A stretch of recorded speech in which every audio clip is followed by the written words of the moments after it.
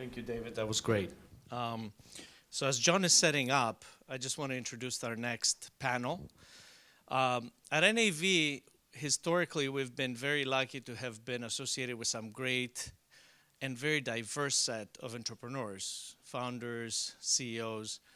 And in fact, when we looked at the data, because Harvard Business School was doing a study and they asked us for some data, we found that 30% of the companies that we invest in are run or co-founded by women. And we thought, and by the way, I think that's not a typical venture firm in the industry, I can assure you that. And so we thought it would be great to have a group of these innovative leaders here with us today to talk, about their perspective of the industry, what they're seeing, how their experiences may be different than some others. And so we're lucky to have 4 of them here today. So Susan Applin is a co-founder of Bambico. Bambico is a company that makes great products that are sustainable for the home. Deb Nicodemus is the CEO of Moda Operandi, one of our fastest growing companies. They're in New York and they make luxury fashion accessible to a wider audience globally.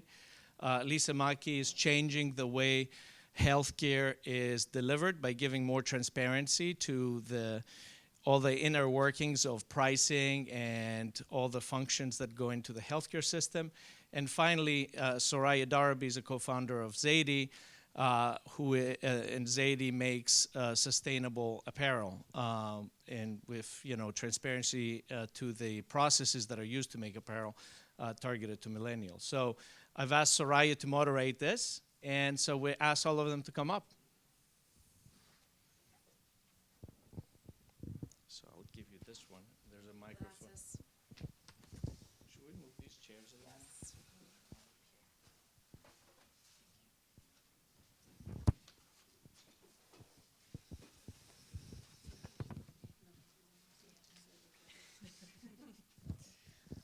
Good morning, everyone, and thank you to NAV for having us today. Couldn't imagine a more supportive group of investors. Honestly, we've been so lucky to have you behind Zaidi from the earliest. And so I'm privileged to be here today with 3 women I have immense respect for, whom I've gotten to know just a little bit online through the past year, through their businesses, which are all thriving. And by way of background, I also began my career in journalism. I really enjoyed the last presentation. I worked as manager of digital partnerships and social media at the New York Times, where I got to see firsthand through partnership unicorns thrive and succeed.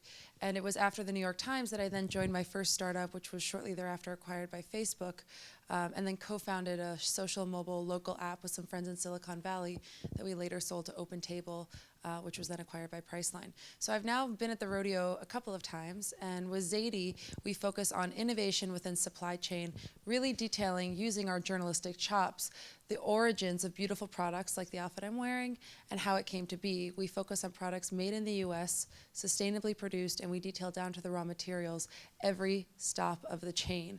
And thus, millennials who wish to vote with their dollars are very supportive of our brand and excited to align with us the way they've aligned with Patagonia, Tom's Shoes, Warby Parker, and the like. Some of the panelists I'm working with here, and this is bearing the lead a little bit, also have social impact businesses. So something that I'm particularly curious to ask them about today is whether or not this is a prominent aspect of their company or something that comes out through different marketing channels and means. But the purpose of today's conversation is for all of us to have a more intimate conversation about being women leaders in the venture industry and within startups in particular. So I'd like to start by asking each panelist to give an overview to their own background in their own words, and then I'm going to dig into some of the juicier questions. Susan, you asked me not to call on you first, so I'm going to call on you first. I'm the only one who did not attend the preparation meeting. Good. I'm Susan Applin, and CEO and co-founder of a company called Bambico.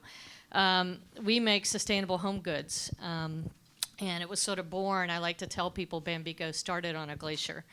I literally went on a trip for 12 days to drink fabulous wine at night and see grizzly bears and bald eagles and kayak, and was not expecting to have a aha moment, hiking with fishermen and friends and looking at sea level rise and sort of connecting the dots on these late nights.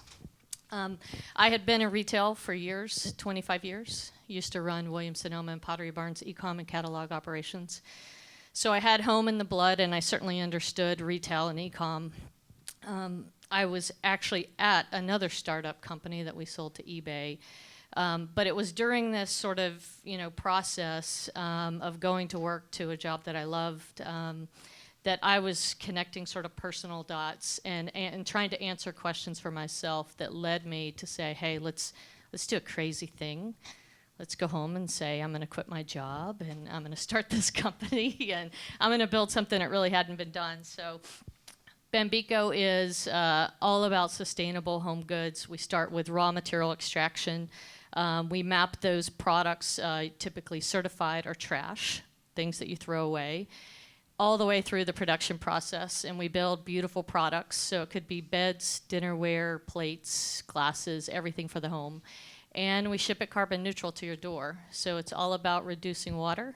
It's all about removing the carbon emissions in the process. But it's about giving you fabulous looking products for your house that sort of align with your values. Thank you. And Deborah. Let's see, is this working? Okay. Well, our business is really all about luxury and very high-end luxury for that matter. My background, I worked primarily with LVMH, and so my background is very steeped in the luxury business and more so with the branded business. I had the opportunity to have 7 different responsibilities with LVMH, and my last role was managing the international luxury boutiques for 20 brands, and today that is a $2 billion business, so you can see it was a substantial business. Moda is an amazing business, and it really has my heart. It's all about luxury, and it is really the cornerstone of our business is Trunk Show, and it's bringing together the designer and the client at one time. And the client has the opportunity to purchase from the entire collection versus an edited collection that you typically see in the department store. A department store is they're purchasing product as an asset, so they're much more conservative, and the overall assortments are really very commercial, and ultimately you end up seeing the same assortments between a Bergdorf's, a Saks, and a Neiman's, and this is one of the complaints of the clients. So at Moda, we launch basically 6 trunk shows on a daily basis when we're going through Fashion Week. And Fashion Week takes place starting in New York, Milan, London, and Paris. And we have 250 brands, and we launch 600 trunk shows on an annual basis. And there are 4 periods within the year where there are trunk shows, and we augment businesses outside of Fashion Runway for the trunk show. You might be thinking, what exactly is a trunk show, since many of you are men in the audience. A trunk show was really back in the 80s and the 90s, and the department stores such as Bergdorf Goodman, they would invite their top clients in to meet a designer and make a purchase from the collection. And so this is what we have done, but we have brought it live onto the internet and really scaling it on a global basis. So it's quite an exciting business to be a part of. Thank you. And Lisa. Okay, we're going to take a technological turn here. I'm Lisa Mackey. I'm the CEO of PocketDoc. I started in software in 1989, working at Microsoft on a DOS-based version of Windows, and works for Windows. I came to PocketDoc because our last startup, this is my co-founders, I have a male co-founder, Ted Tanner. He's our CTO. He and I built a previous company that we sold to a company called Benefit Focus down in Charleston, South Carolina. You may have heard of it. It does benefit enrollment software. And we were asked to help them solve their data problem. They were having trouble realizing their pipeline. Coincidentally, at the same time, I went from someone who had spent her life rowing crew at Stanford, teaching snowboarding in Utah, I was learning to surf, I was studying karate, to having incredible back pain shooting down my legs, and I could barely make my bed without taking a break. And it turned out after 6 months of searching for a diagnosis, a lot of unnecessary treatment, drugs, nerve blocks, and painkillers, through an MRI we found I had synovial cysts on my spine, which looks like a marble in your spinal column. And I had immediate surgery because they told me I was going to lose control of everything below the waist, so I had them removed. Well, they come back because I hadn't treated the surrounding cause, which was I have too much flexion in my spine from too much rowing and too much snowboarding and all these things. So they wanted to fuse my spine, and I wasn't excited about this. I couldn't believe that in 2010 my only recourse was to fuse my spine for a cyst. So I took another 6 months searching for a cure that was non-surgical. And in desperation, and it turns out you really can't Google medical options that aren't standard. So you can barely Google medical options that are standard and get information about them today, and who will do it for you, and who's the best, and how much it will cost. So after 6 months of desperate searching, talking to everyone, I posted something on Facebook. And within an hour, I got a response that led me to a drug study that was 2 miles from my home, one of 2 in the nation, using human growth hormone to treat people like me. And I underwent the treatment, enrolled in the study, and 6 months later, with a lot of work to rehabilitate, I was pain-free. So my co-founder and I are looking at my experience and saying, why is it that I can't Google these sorts of options, these kind of resources, like anything else, like clothes, like sustainable products? Why can't I do that? And we're working at Benefit Focus, and we're lifting up the hood on their data problem. We're going, well, here's the issue, because all of the underlying data infrastructure for healthcare was specified in 1972 and probably meaningfully updated in 1998.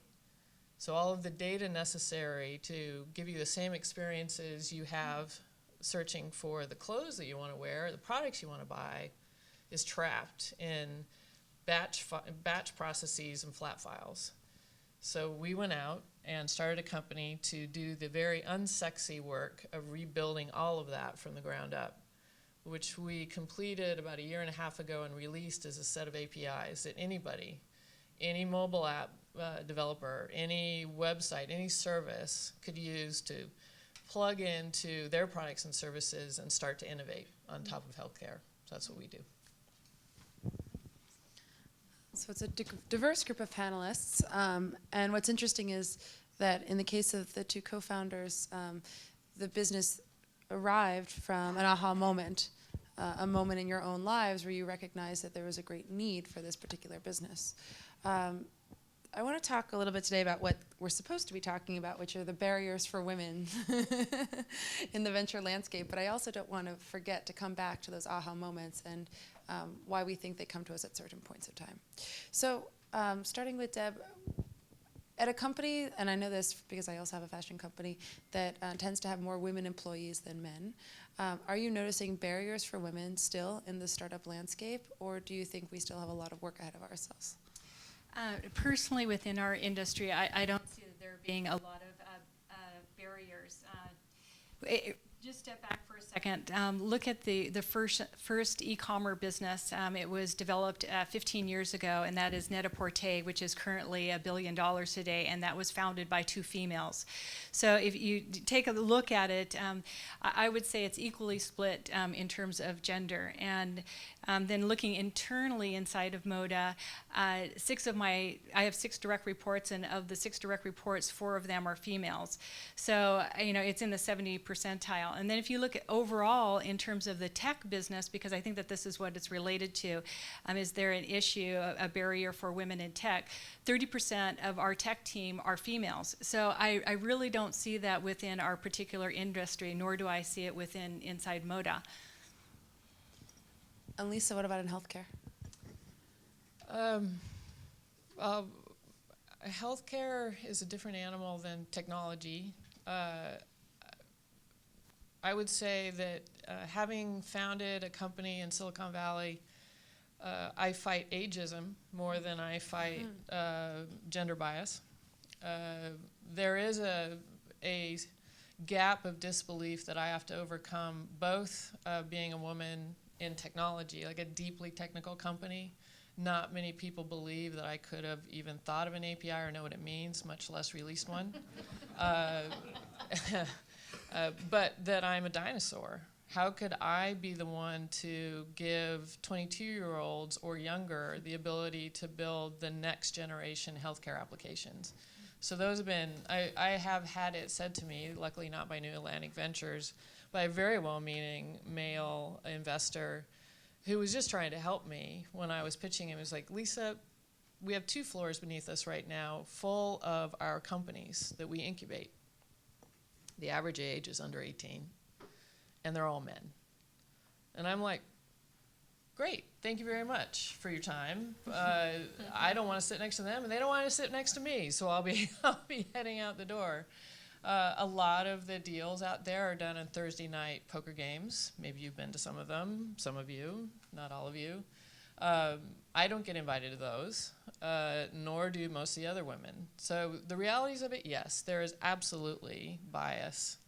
But I like to think that it made me much more creative in how I went about building my business. I mean, I was already bucking an entire industry, much less an investment community. So it was like I just added it to the list and figured out ways to get around it.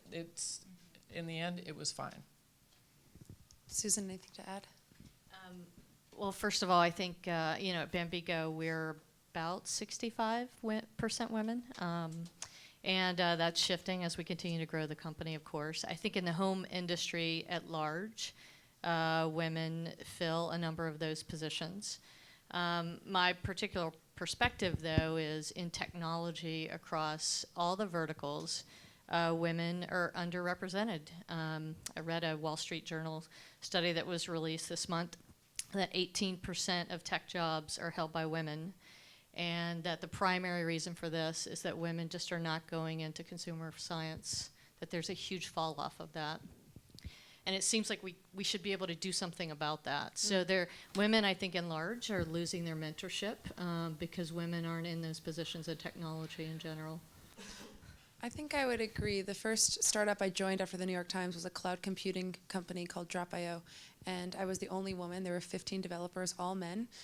It smelled like a frat house because the founder, Sam, brought the furniture from his frat house in Boston down to Dumbo, Brooklyn. And then now with a fashion startup, predominantly women. So I think what we're learning here is that it really depends on the industry. Women might be attracted to working at technology companies founded or led by other women. That could certainly be the case. What I will say is that my last 2 startups have received a lot of media attention. And just today, which is very common, 2 people have emailed me asking if I would do PR for them or invite reporters to events that they're hosting. And I've asked male friends who founded technology businesses that also receive a lot of attention if these are requests that they receive, where people presume that they're basically publicists at the helm of a company. And they said, never. No one's ever emailed me asking for reporters to come to my party. So there are certain female industry generalizations that I think that many of us have to still overcome. Okay, so what is changing? On a more optimistic note, starting with Deborah, what is changing for the better? In terms of women in the industries, I mean, I don't have really a before and after to compare, since I think that our industry, at least 50% of it is women. And I can say that in relating to what Susan was saying, I think that when you have a younger group of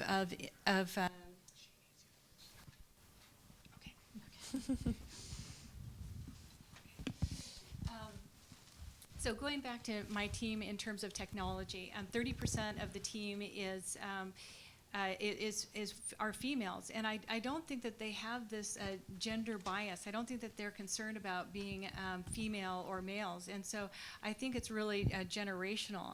I think that these stereotypes about women are really something that is very passé. So that's in terms of my own industry, and in terms of having a mix between genders, I think that it really overall it increases the IQ of a company, and so I would really advocate that. And for the two founders who are fundraising on the panel, and I know the CEO's fundraise as well, can you give us some instances in which it's helped you or hurt you to be fundraising as a woman leader? Starting with Lisa. Well, I just heard one of my stories, so that's an example of when it hurt me. I think it has taken me longer to find individuals who are both gender and age blind. It's not, I have a double whammy in that respect. I think younger women probably, no offense, it is hard no matter who you are as a woman, but I think it's harder if you are an older woman in technology, perhaps not in other industries, but in technology it is. And if you're situated in the middle of Silicon Valley, it's definitely a challenge. I don't know about here in Boston. But what I'm excited about, we have 37% women in a highly technical team. And a lot of that is due to the incredible recruiting efforts of my male co-founder, my CTO. He's excellent at that. And that, as we grow our team, as we show that we can have a PhD with a specialty in social fingerprinting, which is it's a graph theory, highly technical area of data science.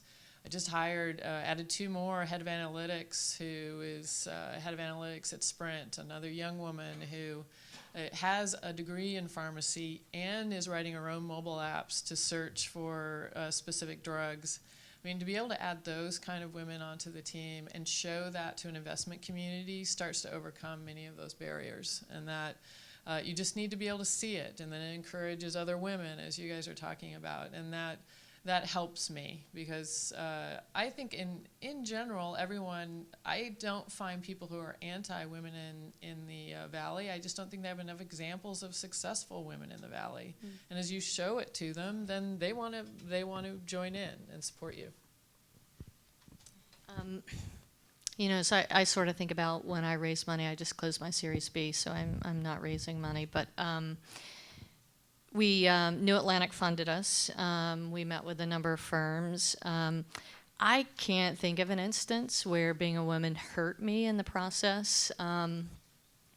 Of course, if things are said behind closed doors or meetings didn't go any further, I would never know that. But we ended up with multiple term sheets in our Series A, and we ended up with a lot of interest in our Series B too, and a terrific firm that we're working with for our Series B. I would say probably if I had one example, it would be as I was meeting with venture firms, it was the women in the firms that were tougher. Way tougher on me than the men through that process. I've heard that before.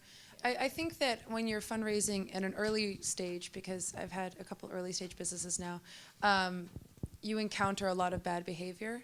I remember once thinking something was a pitch meeting and the person on the other side of the table presumed it was a date. Once I walked into a meeting with 2 partners at a fund, a small early stage fund, and on the way there, one of the partners texted me. He'd gotten my number from my email signature. What are you wearing? So it happens a lot. But I think the moment your business begins to speak for the moment your business begins to speak for itself, yes, and you have multiple term sheets in an A or B, you find that investors are behaving better. I've noticed that. Yeah, you look shocked. Well, yeah, I was quite shocked. Yes, when you're out there raising funds, and this happened to be the first time that I was out fundraising, and we raised $60 million and closed in December 18th of 2014. But for myself, I didn't view it as that I was meeting with men. I was meeting with investors, and I was interviewing them at the same time, because I was not looking for a check. I was looking for a partner. So I think that we had it was pretty evenly split in terms of how we were discussing the opportunity about Moda. Do you believe that these analogies that people often use, equating your right VC partner as a partner, just like you finding a partner in marriage, do you think this ever hurts women who are fundraising? Because there's so many different scenarios in which people throw out that phrase. It's like finding a marriage partner.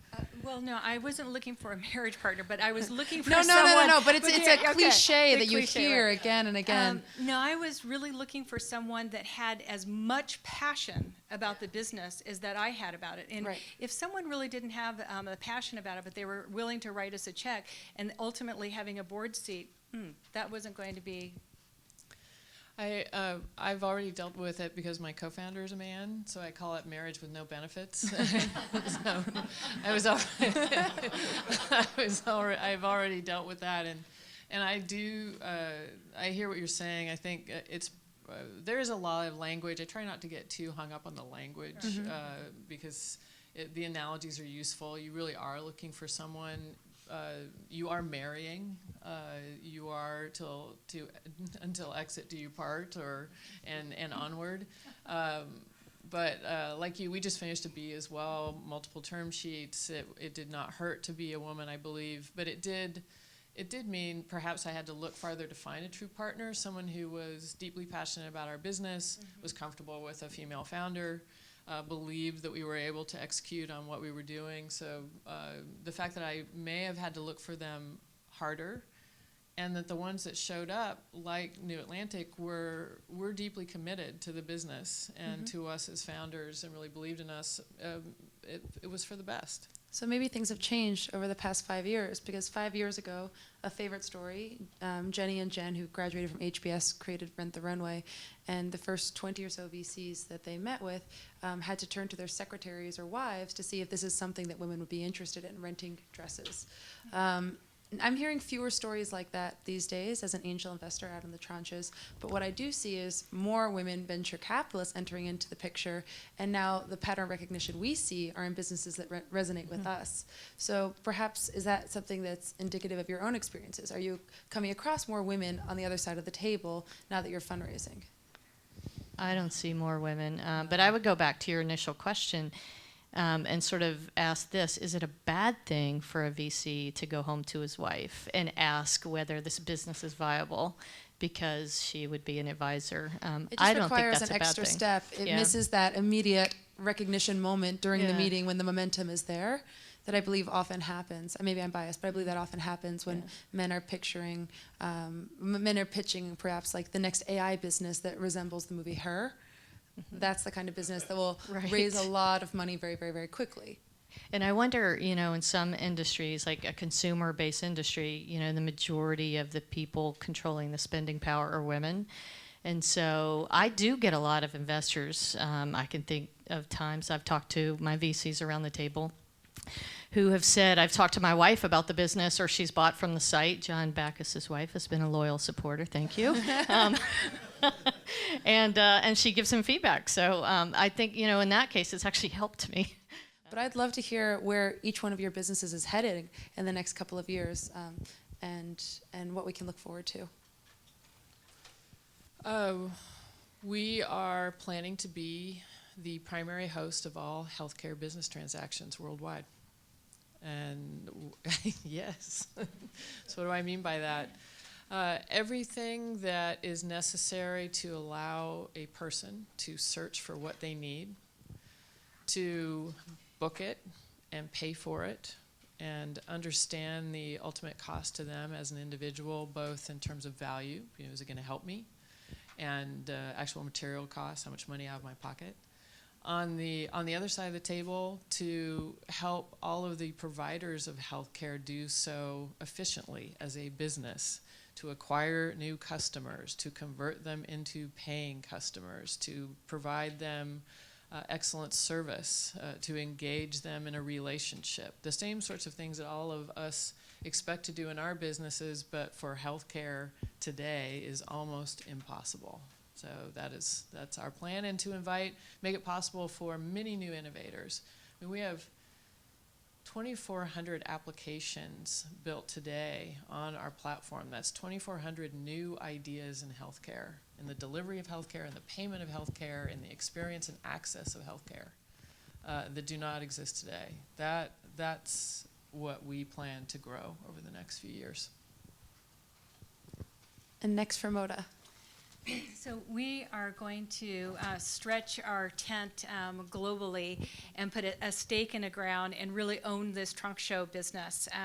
We are known for the trunk show business, and no one has ventured into this business thus far, and we want to absolutely own it. So we're going to penetrate the luxury industry in a greater means and bring on more of the international luxury brands, as well as expand into the emerging talent. And we have found tremendous success from emerging talent. And there are fashion weeks outside of New York, Milan, and London and Paris. And it takes place in Brazil and Moscow and in Japan. And so we are going to be introducing those shows within our business as well. I'll just give you a heads up. We just introduced a new brand out of Brazil, and her name is Ortiz, and she did 700,000 in a trunk show that lasted for 5 days, and that exceeded any international luxury brand.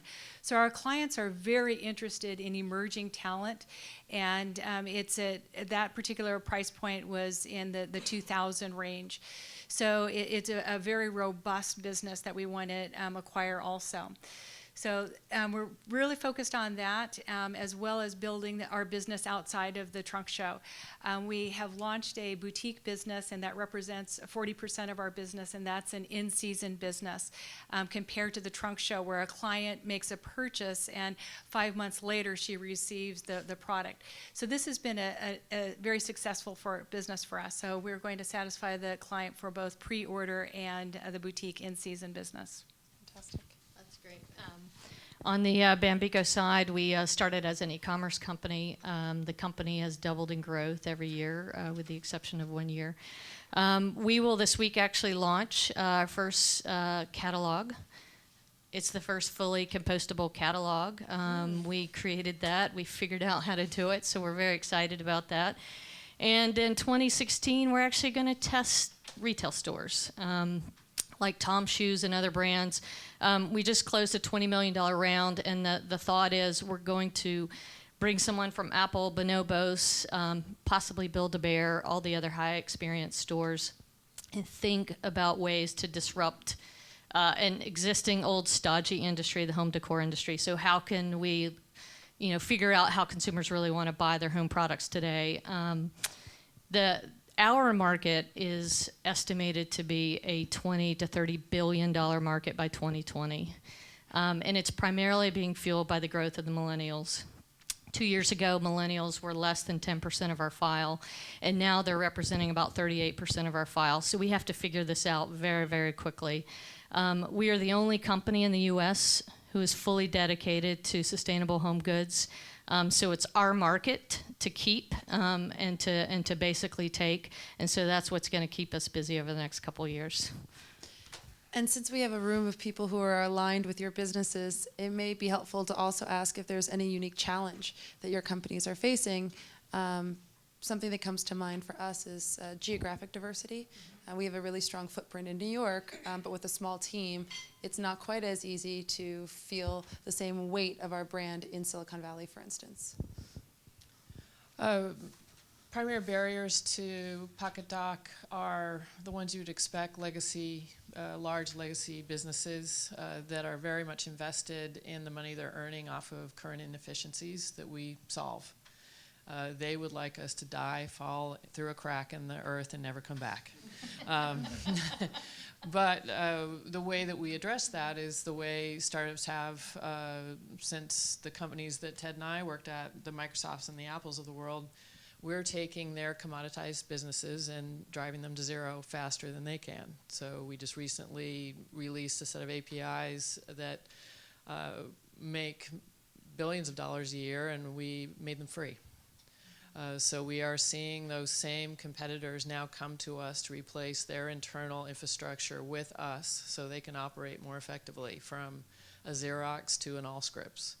It's a low margin business. We give them increase in margin, and through that they become our distributors. And from our perspective, data is the new cash. So that gives us more data. Well, in terms of MODA, it's not necessarily a challenge, but it's something that we need to seriously look at in the immediate future as our business continues to grow. And we're averaging a 55 to 60% growth on a annual basis. So as we grow, we really need to start thinking about logistics. We are a global business, and we service a high net worth client, and part of serving this client is delivery. And they expect to have delivery in a very quick manner, and we're expanding quite rapidly into Asia and to the Middle East. Currently, the Middle East represents 15% of our volume, and Asia is at 10%. And we have not served one ad to Asia, so it's interesting that it represents so much of our business. We do have a business that we launched last year. It's a showroom business, and this was in London. And it's a very exciting business because it's something that gives us an opportunity to reach our client face to face, and we will be expanding that into other countries as well. Number one is going to be Asia, and then in Dubai. So as we expand our business, and we are an internet business, we need to really consider logistics. I'd say, as I sort of think of the top, couple of challenges, things that keep me up at night are, one, the millennials, and just really trying to understand this very interesting segment and how they want to engage with you, how they engage with each other, and how we use technology to really engage with them in all areas of the business. And we're sort of boomer, Gen X, and millennials, so we're really having to figure out how to have one conversation, but with a few different voices here. But beyond that, we're going to test this retail strategy and see if it works, and we've got catalog distribution now that will ride the rails of our e-commerce business. But logistics is also something that we need to be thinking about. We're a single warehouse today with same-day ship, but we need to look at what that infrastructure looks like. So that's one of our big challenges as well. Well, I would like to thank the three distinguished panelists to my left for taking the time and to coming from different pockets of the U.S. to speak with us today about the unique challenges facing women leaders. But from my perspective, there are fewer and more far between than there were 5 years ago, which is incredibly exciting to see. And congratulations on all of your successes. I know we'll be hearing from two of the panelists later today, so to not steal the thunder of what they're chatting about later, I'll just say thank you, and please feel free to follow up with us and ask us questions at the next break. Thank you very much. Thank you.